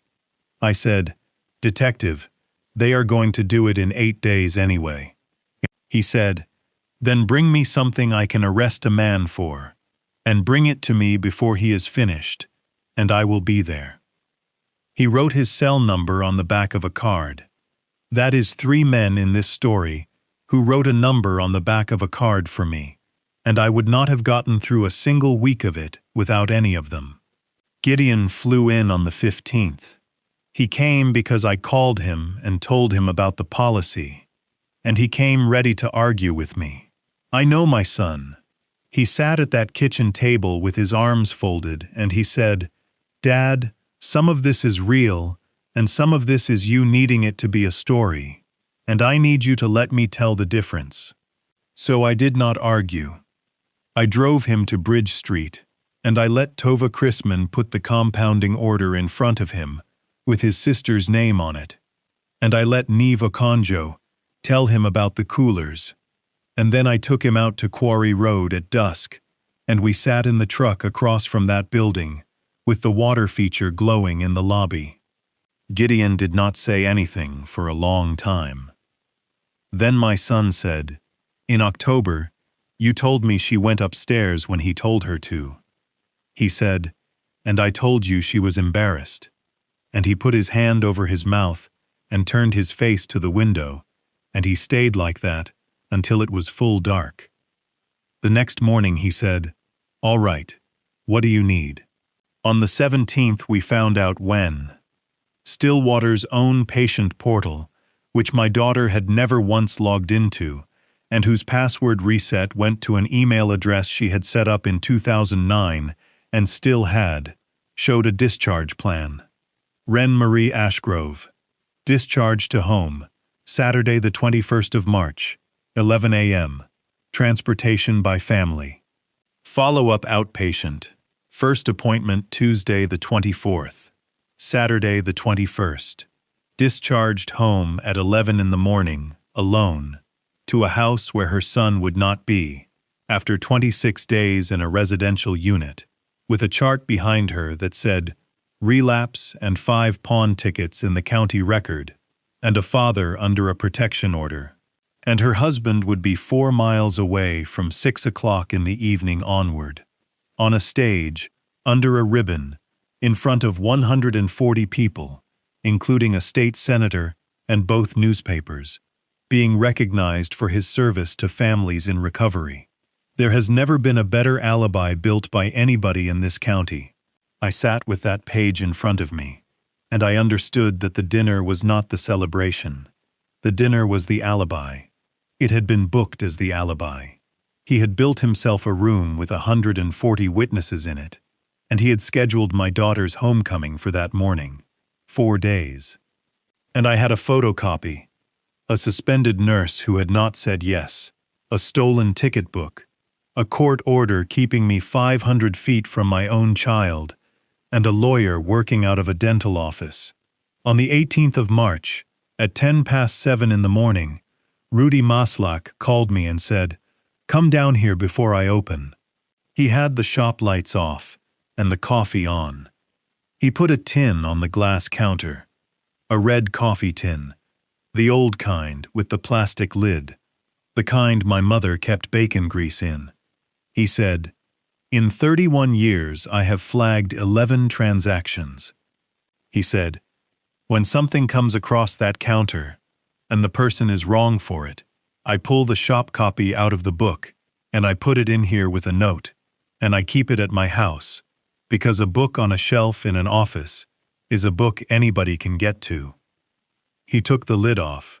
Inside were 11 pieces of paper, folded once, going brown at the edges, the oldest from 1997, and the fourth one down was ticket 40-8817, the shop's own copy, on the pink paper, dated the 22nd of September, 11:52 in the morning, $80, Ashgrove, Ren M.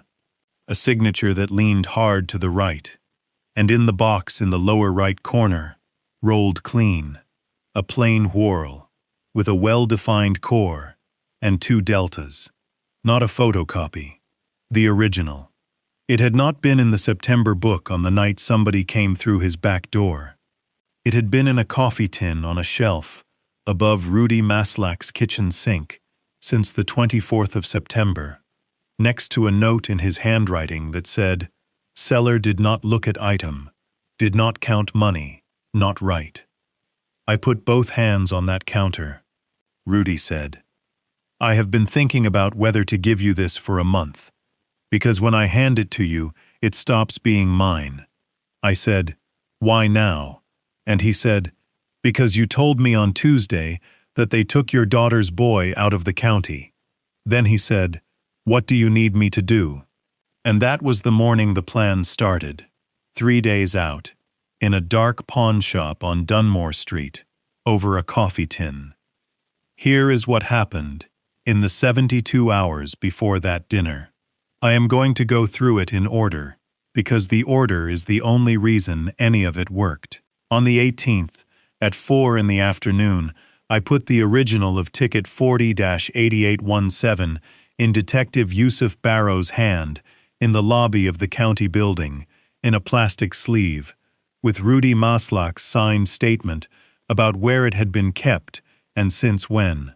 Barrow looked at the pink paper for a while. Then he said, This is a thumbprint on an original instrument in a forgery, and that is not a theory, that is evidence, and I can run that tonight. He asked me if I had a name in mind. I said, Camille Ruskin, Ruskin. And I said, look for a Latimer County retail theft in 2013. Disposition on the docket, because I sat in that building for 36 years, and I have known since November that if she has ever been booked in this county, her print card is upstairs.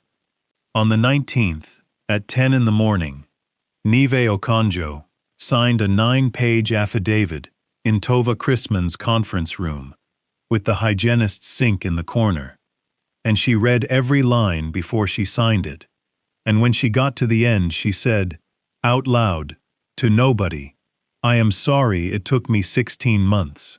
On the 19th, at 4, Tova filed an emergency motion to vacate the protection order and a petition for an independent medical evaluation of Ren Marie Ashgrove.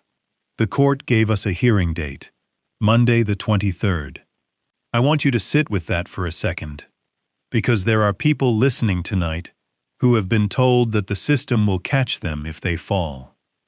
The building I gave 36 years of my life to gave me a hearing date 2 days after my daughter was scheduled to come home alone to an empty house. That is not corruption. It is a calendar. It is the most ordinary thing in the world, and it is the reason I did what I did instead. On the 20th, at 9 at night, my phone rang in my kitchen, and it was Barrow, and he did not say hello. He said, 14 points, and I stopped counting. He said, the right thumb on your pawn ticket belongs to Camille Renata Ruskin, date of birth in 1992, booked in this county in 2013.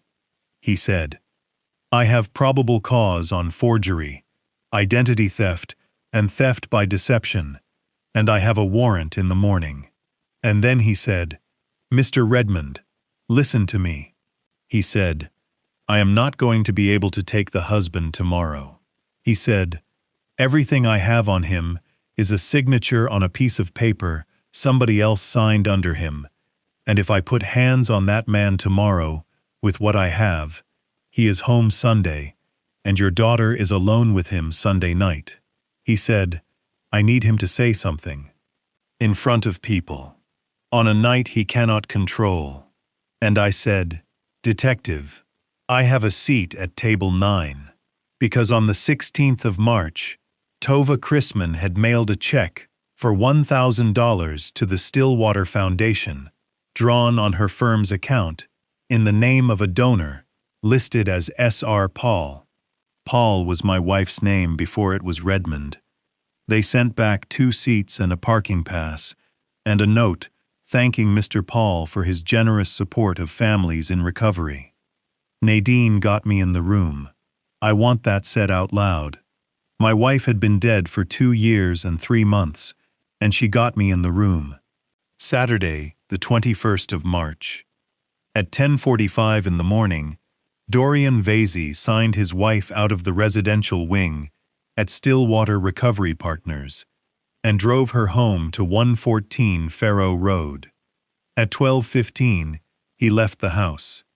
My son Gideon was parked at the culvert at the end of that road, in a rented gray sedan, from 11 o'clock in the morning, with Neve Okonjo in the passenger seat, because the protection order named me, and it did not name either of them, and because a nurse in a car is a better thing to have than a lawyer. At 20 minutes to 6 in the evening, Neve looked through the hedge at the front room window and said, That lamp has been on, and she has not moved past it in 2 hours. They went up the walk past the 2 broken balusters, and Gideon put his fist through the pane of the side door. My daughter was in her mother's recliner. There was a glass on the floor. She was breathing 8 times a minute. Neve Okonjo got her on the floor and on her side and kept her airway open with her hands for 9 minutes, until the ambulance from Calder Springs Fire got up that driveway, and at 6:00 and 5 minutes on the evening of the 21st of March, my daughter went out of that house on a stretcher, alive. I got the message at 4 minutes past 7, standing at table 9 with a glass of ice water in my hand. It said, "She is breathing. County ER. They think we got her." I put the phone face down on the tablecloth, and then I sat there for 40 minutes and let that man give his speech. There were 138 people in that room. The tables had white cloths and glass hurricane lamps. There was a ribbon across the doors of the new wing at the far end, and a pair of scissors on a velvet cushion on a stand, and a photographer from the county paper, and a state senator at table 1, and Dr. Ferris Bledsoe at table 3 with his wife. Camille Ruskin was working the room in a black dress with a clipboard, moving people toward the doors for the ribbon at 7:45. Dorian Vasey spoke for 12 minutes. He talked about his own loss. He talked about the night he sat with a stranger in a church basement in this town and understood what he was meant to do with the rest of his life.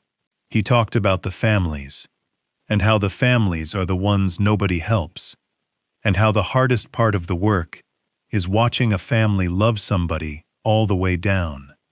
He said, "And I am not going to stand here and pretend it does not touch my own house." He said, "My wife is in recovery." And 138 people put their hands together, and I sat in that room and I watched a man take a standing ovation for the thing he had spent 26 months doing to my daughter on the evening of the day he had scheduled it to end, and I did not move, and I did not make a sound, and my hands were flat on that tablecloth on either side of my dinner plate.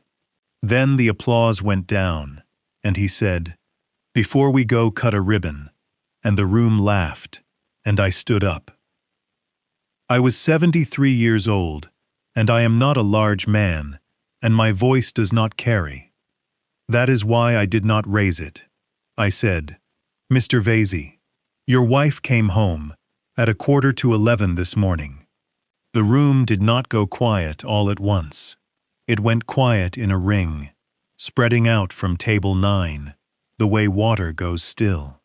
He found me, and I watched a thing happen in that man's face that I had waited 5 months for, and it lasted about 1/5 of a second, and it was not anger. It was arithmetic, he said, "Silas." He said it warm. He said, "Folks, this is my father-in-law, and he has been having a very hard year," and he said it with a smile that asked the room to help him, and about 40 people in that room made the small, sympathetic noise that a room makes. And then Dorian Vasey said the thing he should not have said, and he said it because he had never once in 5 years had to improvise in front of me. He said, "Silas, there is a court order." I said, "Yes, there is. Signed the 21st of February, 2 days after I told your medical director that I had your wife's prescription history." I took the folded page out of my inside pocket. I said, "This is the Pennsylvania Prescription Monitoring Report for Wren Ashgrove, 24 months. It has one line on it. 14 tablets, dispensed the 2nd of March 2 years ago, never refilled." I said, "You sat in her kitchen on the 4th of October at 9:40 in the morning, and you told me she had 3 doctors." He said, "That is not what I said." And that, right there, is the only moment of that entire night that I would call pleasure, and I am not proud of it, but I am not going to lie to you either. I said, "Mr. Vasey, I was a court reporter in this county for 36 years. I have taken down 9 million words under oath. I wrote your kitchen down in the truck 4 minutes after I left it, the way I have written down every conversation that mattered to me since 1973, and I have never once, in 53 years, written a word that was not said. And I read it to that room out of the notebook, All of it. The sleeping pills after Nadine, the second doctor, and the third. The bottles in the glove box in March, the fall on the stairs. I noticed the flute in August. I have not been able to make myself go into the shops and look. If you give her money, she will not buy groceries with it. Then I put the notebook down and I picked up the second page. I said, "This is a compounding order for a standing twice-weekly protocol. 6 patients by name, signed by Ferris Bledsoe, M.D., who is sitting at table 3. I said, "It is not a vitamin." I said, "My daughter's start date on it is the 14th of December, which was 9 days after we buried her mother." Dr. Ferris Bledsoe stood up from table 3 and walked out of that room, and his wife stayed in her chair with her hand over her mouth. And Nevo Conjo, who had driven straight from that driveway to Quarry Road and was still in the clothes she had found my daughter in, stood up beside me at table 9 and said, in a voice that shook the whole way through and did not stop, "My name is Nevo Conjo. I was the infusion nurse at this facility for 3 years, and I want everybody in this room to hear that I signed for those bags." The room came apart then, but it came apart quietly, which I did not expect. There was no shouting. There was the sound of 138 people, all deciding at the same time not to look at the man at the front. Dorian said, "This is a sick old man and a fired employee," and he said it to the senator at table 1 and not to me, and that was his second mistake, because a man who is telling the truth talks to the person accusing him. I took the plastic sleeve out of my coat. I said, "On the 22nd of September, at 11:52 in the morning, a woman walked into a pawn shop on Dunmore Street and sold my wife's engagement ring for $80, using my daughter's name, my daughter's address, and my daughter's driver's license number." I said, "My wife wore that ring for 49 years. I bought it in 1974 for $212, which was 7 weeks of my pay. She put it in our daughter's hand 11 days before she died." I said, "This is the shop's original copy of that ticket. It was not in the book that was stolen out of that shop on the 21st of February, because the man behind that counter had already pulled it out and taken it home, because when it happened, he wrote a note that said the seller did not look at the item and did not count the money." And I said, "There is a thumbprint on it." Camille Ruskin had stopped moving, somewhere near table 5, with the clipboard against her chest. I said, "It is a plain whorl. My daughter's is a loop. She has been fingerprinted since 2011 because she works for a school district." I said, "The county ran it Friday night." And I turned around and looked at her, and I said, "Miss Ruskin, they found it in the county's own booking system. 14 points." He stopped counting at 14. She did not say anything. She put the clipboard down on table 5, carefully, like it mattered where it went. And that was when the doors at the back of the room opened, and Detective Yusuf Barrow came in, with 2 deputies and a woman from the district attorney's office, and they did not rush, and they did not shout, and they went to Camille Ruskin at table 5 and took her out through the lobby, past the water feature and the wall of donor names. Dorian Vasey watched her go. And then he made the last mistake, the one Barrow had told me on the telephone he needed, and he made it because he still did not know. He turned back to that room, and he said, "My wife is not well." He said, "My wife has been in a residential program for 26 days, and she was discharged this morning, and she is at home, alone, right now, and this man is standing here putting on a performance instead of being with her." He said it to build sympathy. He said it because it was the last card in his hand, and because it was, in every particular, true? And I said, no. I said, she is not at home. I said, my son and Neve Okonjo went through the side door of that house at 20 minutes to 6 this evening and found her in her mother's chair, breathing 8 times a minute. I said, the ambulance took her out of the driveway at 5 minutes past 6. She is at the county hospital. She is alive. And I watched Dorian Vasey's face while I said the word alive, in front of 138 people and a photographer from the county paper. And I want to tell you what I saw, because I have watched men, in that exact half second, all my working life, and I have never seen it that clean. He did not look relieved. For about 2 seconds, before he could get his face back, the man looked like a man who had been told that a package he had shipped had not arrived. The senator at table 1 stood up and left. Then a whole table stood up at once. Then it was most of the room, and the photographer was on a chair, and somebody had turned the house lights all the way up, which made everything worse and truer, and Dorian Vasey started to scream.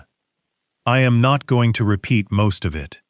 He called me a name involving my dead wife that I will carry to my own grave. He came off that stage toward table 9, and Gideon was not there to stop him, and I did not need him to be, because a man from the fire company caught him around the chest at the 3rd table and held him, and he screamed the rest of it into the room from there, with his feet off the ground. And I stood still with my hands at my sides, and I let 138 people watch him do it. That is the whole trick. That is the only thing I know that is worth passing on. You do not have to be louder than them. You only have to still be standing there when they finish. He was arrested in the parking lot at 20 minutes past 8. I did not stay to watch. I got in my truck, and I drove to the county hospital, and I sat in the 3rd floor waiting room with my son until 2:15 in the morning, and at 2:15, a nurse came out and said, she is asking for her father. There is a thing that happens to a room when you have been afraid in it for 5 months, and then you are not. Wren was gray, and her mouth was dry, and there was a line in the back of her hand. She looked at me for a while, before she found the words, and when she found them she said, Dad, I didn't sign that paper. The protection order. Out of everything, that. I said, honey, I know. She said, they brought it to me in that place, and I was so far under, I could not read it, and there was a woman there, telling me where to put my hand. I said, I know. I said, we will fix that on Monday, and it will take about 5 minutes. She closed her eyes and she said, is Augie all right? And I said, he is in Erie, and he is fine, and he is coming home Tuesday. And I sat down in the chair beside my daughter's bed, and I put my hand on the blanket next to hers, and I stayed there until the light came up over the parking garage. Here is what happened to all of them. I am going to give it to you the way I would have taken it down, because numbers are the only part of this that cannot be argued with later. Dorian Vasey was charged in Latimer County with attempted criminal homicide, aggravated assault, 2 counts of insurance fraud, criminal conspiracy, identity theft, forgery, and 5 counts of theft by deception. He went to trial in the 2nd week of March the following year, in the building where I worked for 36 years, in front of a court reporter I trained in 2008. The jury was out for 5 hours and 40 minutes. On the 3rd of April, he was sentenced to 22 to 44 years in state custody. He is 51 years old. On the 11th of April, the Washoe County District Attorney's Office in Nevada reopened the death of Pearl Ann Vasey, 41, on the strength of the compounding orders and the testimony of a nurse in Pennsylvania. Her brother Hollis Price flew out from Nevada to sit through 8 days of the trial here. He shook my hand on the courthouse steps on the last day, and neither one of us managed to say anything at all. Dr. Ferris Bledsoe surrendered his medical license on the 8th of April rather than face the board.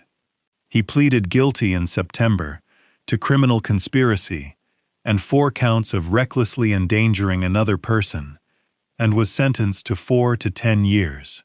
Camille Renata Ruskin was arrested at Table 5 at 4 minutes to 8 on the 21st of March. She began cooperating on the 24th.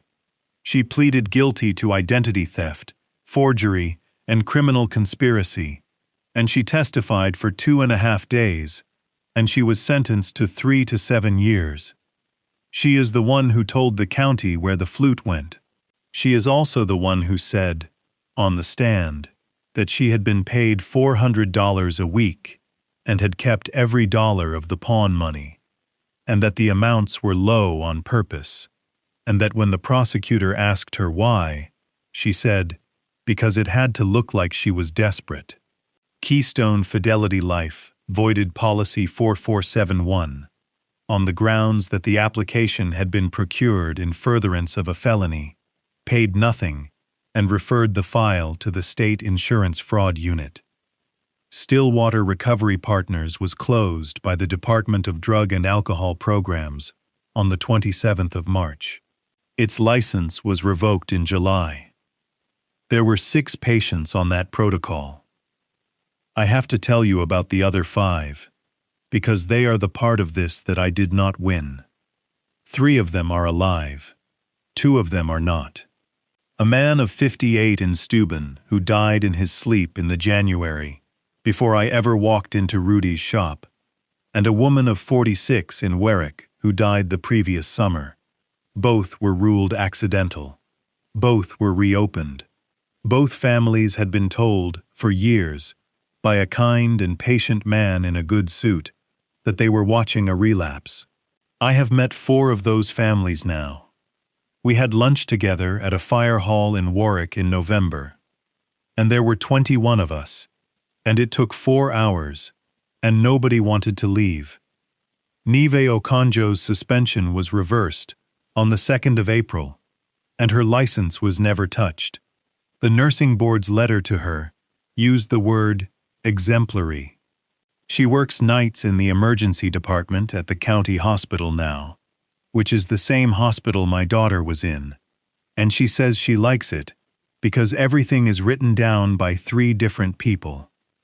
The men who went through the back door of Maslack Loan and Exchange on the 21st of February were charged in June. Rudy got his cameras replaced by the insurance, and he has never once let me pay for the ring.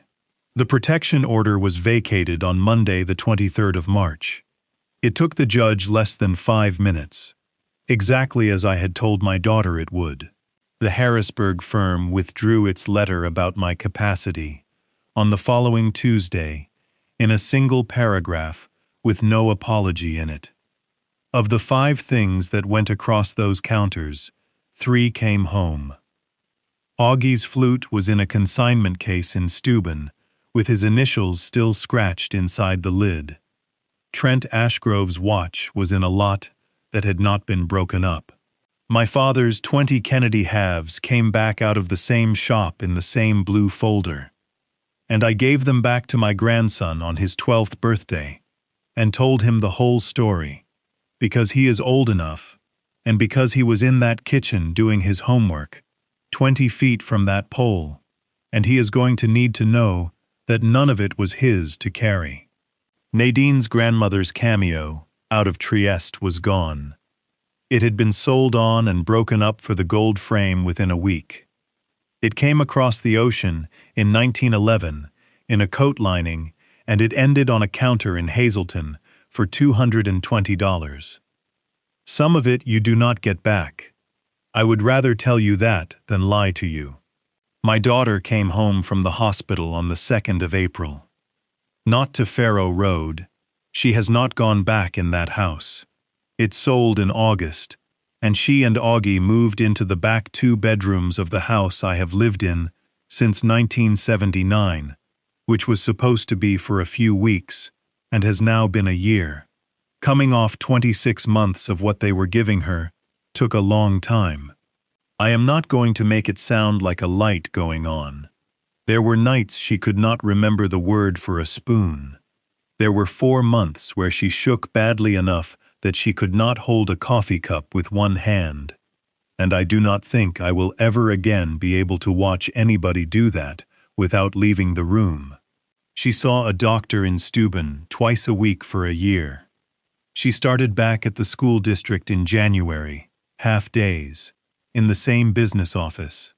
And the women there put a card on her desk that 9 people had signed.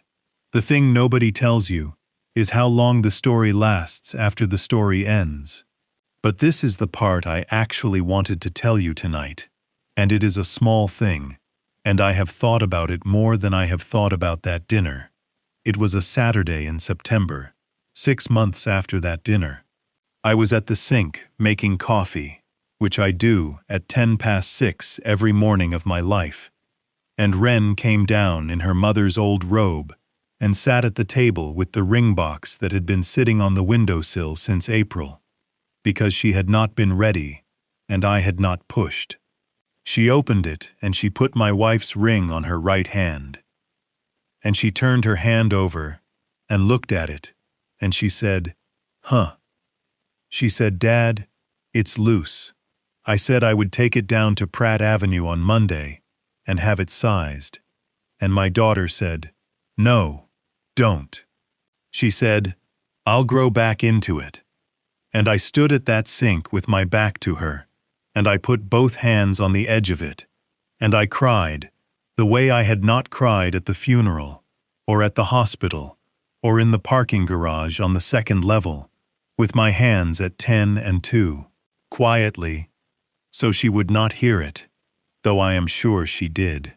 Out the window, Augie was in the yard in his pajamas, with his head tipped back, watching something go up the trunk of the maple in a spiral, the way they do, never down. That is the whole story. Thank you for staying with it.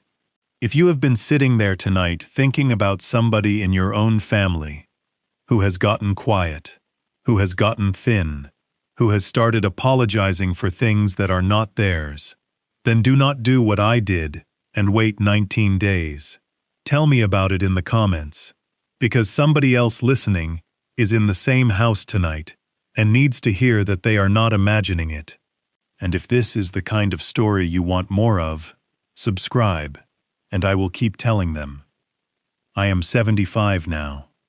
For 36 years, my entire job was to sit 6 feet from the loudest people in the room and not say one word. I used to think that was a small way to spend a life. An old lion does not run anymore, and he does not roar in the tall grass where anyone can hear him. He lies down in the bad light at the edge of it, and he lets the loud ones talk, and he keeps the record. So go ahead, say it in front of me.